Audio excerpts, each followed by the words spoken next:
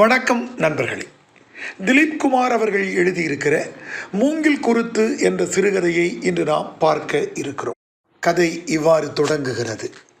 Columbus அமெரிக்காவை கண்டுபிடிப்பதற்கு முன்பே கோயம்புத்தூரில் இருந்த தையல் கடைகளில் வாரக்கூலி முறை அமல்படுத்தப்பட்டிருந்தது. திரு கிருஷ்ணாஜிராவ் கடையிலும் அப்படித்தான். கிருஷ்ணாஜிராவ் யாருனாக்கா, தையல் கடை வைத்திருக்கிறார், டெய்லரிங் கடை வைத்திருக்கிற ஒருத்தவர். அவருக்கு 60 வயது ஆகிறது. 4 குழந்தைகள் இருக்கிறாங்க. முதல் பெண் கல்லூரி படிச்சுட்டு இருக்கிறாங்க. கடைசி குழந்தைக்கு ஒரு 3-4 வயது தான் ஆகிறது. பெரிய பணக்காரராக இருந்த அந்த கடை உரிமையாளரான கிருஷ்ணாஜிராவ் மது பழக்கத்தினாலேயும் பெண்கள் பழக்கத்தினாலேயும் சூதாடுகிற பழக்கத்தினாலேயும் ரேஸ்க்கு போகிற பழக்கத்தினாலேயும் சினிமா படம் எடுத்து தோல்வி அடைந்ததுனாலேயும் இப்போ சின்னதாக கடை வைத்து இதெல்லாம் தைத்து கொண்டிருக்கிறார். ஆனால் இவருடைய தையலை பார்த்து காமராஜரை கூட இவரை பாராட்டியிருக்கிறார் என்று அந்த கதையிலே வருகிறது.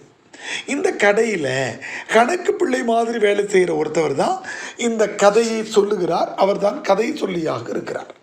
இன்றைக்கி வியாழக்கிழமை, அதனால் எல்லாருக்குமே வாரக்கூலி கிடைக்கக்கூடிய நாள் என்று எதிர்பார்த்து கொண்டிருக்கிறார்கள்.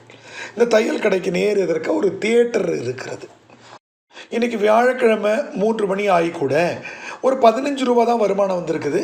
ஆனால் இவங்க எல்லாருக்கும் வாரக்கூலி கொடுக்கணுன்னாக்கா 150 ரூபா கிட்ட தேவைப்படும். அதனால் எல்லோரும் ரொம்ப வருத்தமாக இருக்கிறாங்க. முதலாளி எல்லாம் திங்கக்கிழமை பார்த்துக்கலாம் போங்கன்னு அனுப்பி விட்டுருவார். அந்த மாதிரி சூழ்நிலை ஏற்பட்டுருமோன்னு நினச்சிட்டு இருக்கும்போது முதலாளி கிருஷ்ணாஜிராவ் வெளியிலிருந்து உள்ளே வராரு. அந்த நேரத்தில் அந்த கடையில் இருந்த 2 பேர் அரட்டை அடிச்சிட்டு இருக்கிறாங்க. அவங்கள அவர் திட்டுறாரு.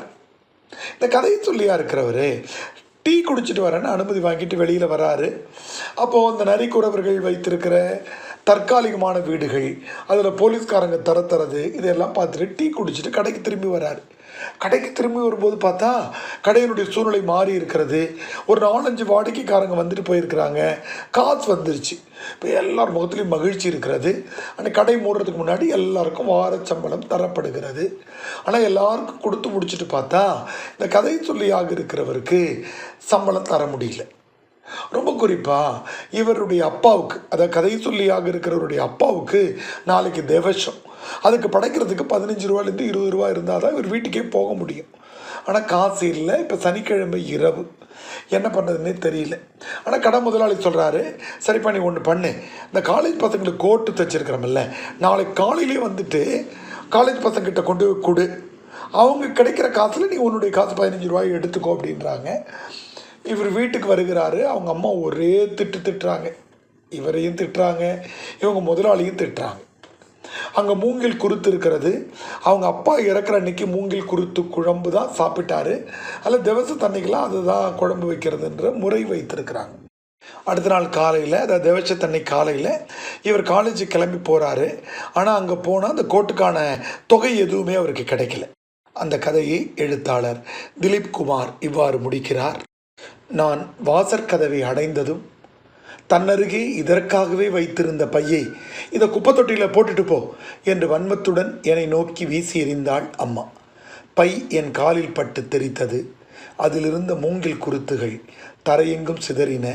அவை வாடிப்போயிருந்தன. நன்றி, வணக்கம்.